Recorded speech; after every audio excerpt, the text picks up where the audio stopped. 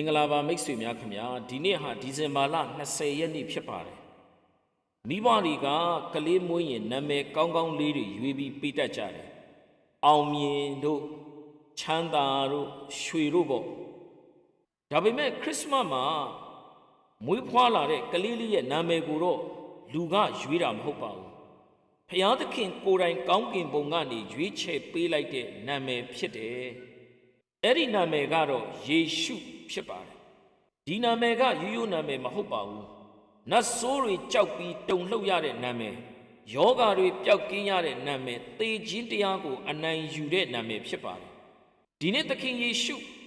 နာမတော်ရဲ့တကိုးတော်အကြောင်းကိုအတူတကွခွန်အားယူကြရအောင်ပထမဆုံးတစ်ချက်ကတော့ကယ်တင်ရှင်အကြောင်းဖြစ်ပါတယ်ကောင်းကင်တမန်ကယောသပ်ကိုပြောတယ်သားယောက်ျားကိုဖွားမြင်လိမ့်မယ်ထိုသားသည်မိမိလူတို့ကိုအပြစ်မှကယ်ချွတ်မဲ့သူဖြစ်သောကြောင့်ယေရှုဟူသောအမည်ဖြင့်မှဲ့ရမယ်ယေရှုဆိုတဲ့ဟေဘရဲစကားလုံးရဲ့အဓိပ္ပာယ်ကထာဝရဘုရားသည်ကယ်တင်တော်မူ၏လို့အဓိပ္ပာယ်ရပါတယ်သူလောကကိုလာတာစီးပွားရေးသင်တန်းပေးဖို့မဟုတ်ဘူးနိုင်ငံရေးလုပ်ဖို့မဟုတ်ဘူးကယ်တင်ဖို့လာတာပါဘယ်ထဲကကယ်တင်မှာလဲလူသားတွေကိုယ့်ဘာသာကိုယုံထွက်လို့မရတဲ့အပြစ်တရားတွေကကယ်တင်ဖို့ဖြစ်တယ်မိတ်ဆွေတင့်မှာငွေမရှိရင်တငယ်ချင်းကကူညီလို့ရမယ်နေမကောင်းရင်ဆရာဝန်ကကုပေးလို့ရမယ်ဒါပေမဲ့အပြစ်ကိုတော့ဘယ်သူမှဖြေရှင်းမပေးနိုင်ပါဘူးသခင်ယေရှုတပါးသီးတာအပြစ်ရဲ့အခဖြစ်တဲ့သေခြင်းနဲ့ငရဲကနေတင့်ကိုကယ်တင်နိုင်ပါတယ်ဒုတိယအချက်ကနာမတော်ဤအာနာစက်အကြောင်းဖြစ်ပါတယ်သခင်ယေရှုရဲ့နာမဟာကယ်တင်ယုံတင်မဟုတ်ပါဘူးတကောအာနာရှိပါတယ်ဖိလိပ္ပိဩဝါဒစာခန်းကြီး1အငယ်9ကနေ10မှာပြောတယ်ဘုရားသခင်သည်ကိုတော်ကိုအလွန်ချီးမြှောက်၍ဘွဲ့နာမတကာတို့ထက်ကြီးမြတ်သောဘွဲ့နာမကိုပေးသနာတော်မူ၏တဲ့သခင်ယေရှု၏နာမတော်ကိုလူတိုင်းကြွေးကြော်ရမယ်ကင်ဆာဆိုတာနာမည်တစ်ခုပဲအကျွေးဆိုတာနာမည်တစ်ခုပဲစိတ်ဓာတ်ကြခြင်းဆိုတာနာမည်တစ်ခုပဲဒါပေမဲ့အဲ့ဒီနာမည်တွေအားလုံးကသခင်ယေရှုဆိုတဲ့နာမည်ရှေ့မှာဒူးထောက်ရမယ်ရှင်မာကုခရစ်ဝင်ကျမ်းခန်းကြီး16အငယ်19မှာသခင်ယေရှုကဂတိပေးထားတယ်ငါ၏နာမကိုအမိပြု၍နတ်ဆိုးတို့ကိုနှင်ထုတ်ကြလိမ့်မယ်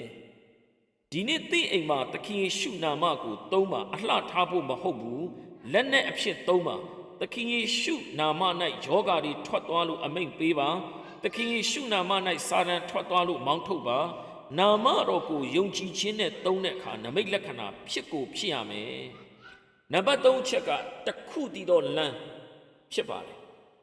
ကမ္ဘာပေါ်မှာဘာသာတရားတွေအများကြီးရှိပေမဲ့ကယ်တင်ခြင်းပေးနိုင်တဲ့နာမည်ကတခုတည်းရှိပါတယ်တမန်တော်ဝတ္ထုခန်းကြီး4အငယ်7မှာထိုသခင်မှတပါးအခြားသောသူ၌ကယ်တင်ခြင်းမရှိလို့ရှင်ပေတရုကရဲရဲကြီးပြောခဲ့တယ်။ဒါဟာကျင်းမြောင်းတာမဟုတ်ပါဘူး။ဒါဟာတိကျတာဖြစ်ပါတယ်။လေရင်ပေါ်ကနေခုန်ချရင်လေထီးတစ်ခုတည်းကပဲတင့်အသက်ကိုကယ်နိုင်တယ်လို့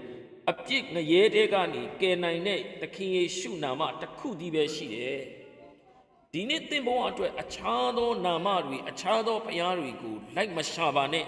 သခင်ယေရှုနာမတစ်ခုတည်းနဲ့လုံလောက်ပါတယ်ဒီဇင်ဘာလ20ရက်နေ့မှာသင်ကိုကျွန်တော်ပြောချင်တယ်သင်နှုတ်ဖျားမှာသခင်ယေရှုဆိုတဲ့နာမည်ကိုဆွဲမြဲနေပါစေဒုက္ခရောက်ရင်သခင်ယေရှုကိုခေါ်ပါကြောက်လန့်နေရင်သခင်ယေရှုကိုခေါ်ပါသူ့နာမည်ဟာရဲတိုက်ဖြစ်တယ်သူ့နာမည်ဟာဆေးရုံဖြစ်တယ်သူ့နာမည်ဟာဗန်တိုက်ဖြစ်တယ်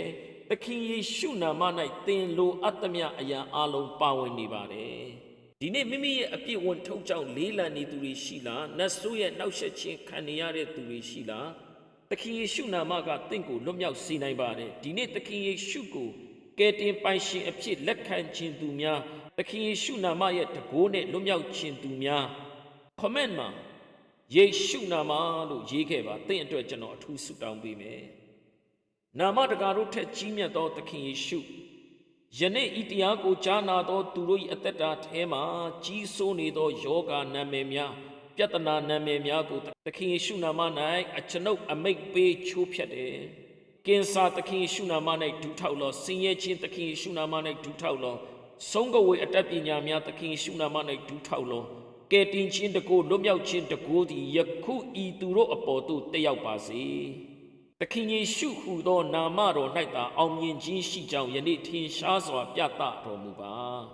သခင်ယေရှုခရစ်တော်၏နာမတော်မြတ်၌ဆုတောင်းအမိန့်ပေးလိုက်ပါ၏အဖဖခင်အာမင်